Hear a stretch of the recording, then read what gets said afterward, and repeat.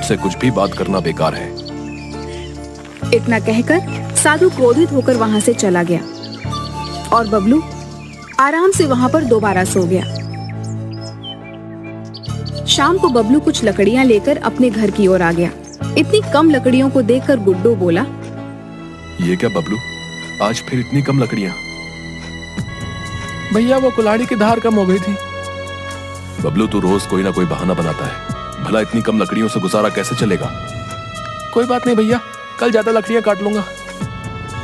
इतना कहकर बबलू अंदर चला गया और खाना खाकर सो गया।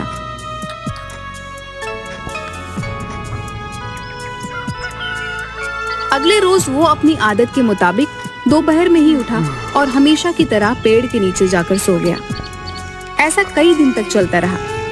सच तो ये है कि गुड्डू उसे समझा समझा कर तंग आ चुका था। गुड्डू की खांसी भी अब बढ़ चुकी थी। अब वह रोज रात को बुरी तरह से खांसता रहता था। एक रोज बबलू दोपहर में जब उठा तो उसने देखा कि उसका बड़ा भाई गुड्डू लेटा हुआ था। क्या भैया, आप मुझसे बोलते हो कि जल्दी नहीं उठते और आज आप खुद दोपहर तक लेटे हुए हो। आपने तो नाश्ता तक नहीं बनाया। अब खाली पेट में काम पर कैसे जाऊंगा? आज मुझे शरीर में बहुत ज्यादा कमजोरी महसूस हो रही थी बबलू, मैं चाहकर भी उठ नहीं पाया। तू एक काम कर, तू बाजार से कुछ खा पी लेना। गुड्डू उठकर बैठ गया। तभी गुड्डू को जोर जोर से खांसी होने लगी और खांसी के साथ गुड्डू के मुंह से खून भी आने लगा। ये क्या भैया, खांसी के साथ आपके मुंह से तो खून आ रहा है। इतना कहकर बबलू ने गुड्डू का हाथ पकड़ लिया। भैया आपको तो बहुत तेज बुखार भी है। अरे कुछ नहीं बबलू, हल्का फुल्का बुखार है और कभी कभी खांसी के साथ खून आ ही जाता है। नहीं भैया, आप चलिए मेरे साथ, मैं आपको अभी और इसी वक्त डॉक्टर के यहाँ ले चलता हूँ। बबलू भले ही एक आलसी व्यक्ति था, लेकिन वो अपने बड़े भाई से अपने पिता की तरह प्यार करता था। बबलू जबरदस्ती गुड्डू को डॉक्टर के यहाँ ले जाता है। डॉक्टर ने गुड्डू की पूरी शरीर की जांच पड़ताल की और बेहद गंभीर नजरों से बबलू की ओर देखकर बोला, गुड्डू की हालत सही नहीं है, उसके फेफड़े बहुत कमजोर हो चुके हैं, उसे इलाज की सख्त जरूरत है और इसके लिए हमें उसका ऑपरेशन करना पड़ेगा, तभी गुड्डू को आराम मिलेगा और वो ठीक हो पाएगा। ऑपरेशन तो बहुत महंगा होता है डॉक्टर साहब।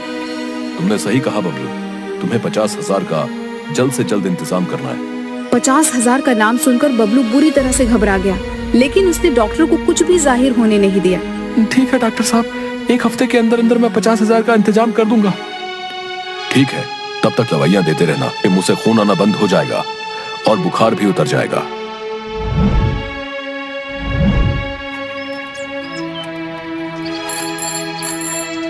बबलू गुड्डू को घर ले आया।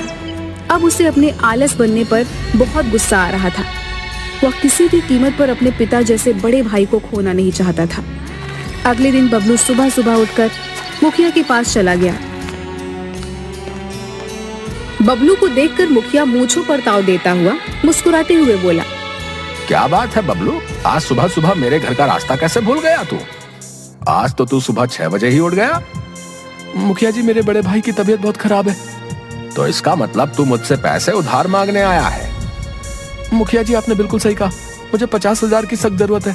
उसके बदले आप मुझसे जो भी काम करवाओगे मैं मेहनत से करूंगा और जल्द से जल्द आपके पैसे कटवा दूंगा। तेरा दिमाग तो ठीक है, तुझसे लकड़ियां तो ठीक से काटी नहीं जाती। मेहनत का काम क्या खाक करेगा? और वैसे भी ये तो एक दिन होना ही था। बेचारा गुड्डू मेहनत कर करके तुझे पाल पोस कर बड़ा कर रहा था और खुद बीमार होकर घर पर बैठ गया। मुखिया ने बबलू को पैसे और काम देने से साफ इनकार कर दिया। थक हार कर बबलू सुखिया चाचा के पास पहुंचा। सुखिया के पास बहुत खेती थी। बबलू को देखकर सुखिया बोला, क्या बात है बबलू, आज तो बहुत जल्दी उठ गया। पूरे गांव में मिठाई बंटवा दूं क्या? सुखिया चाचा, मेरे भाई की तबीयत ठीक नहीं है। डॉक्टर ने ऑपरेशन बताया है, मुझे 50,000 की सख्त जरूरत है। आप मुझे पैसे दे दो और उसके बदले आप जितने साल मुझसे अपने खेतों में काम करवाना चाहते हैं मैं करने को तैयार हूँ। बबलू, तुझे सुबह सुबह मैं ही मिला था। अरे तेरे आलस पने के चर्चे सिर्फ इस गांव में नहीं बल्कि दूसरे गांव में भी मशहूर हैं। सब जानते हैं बबलू कि तू मुश्किल से 2-4 लकड़ियां काट कर पूरे दिन सोता रहता है।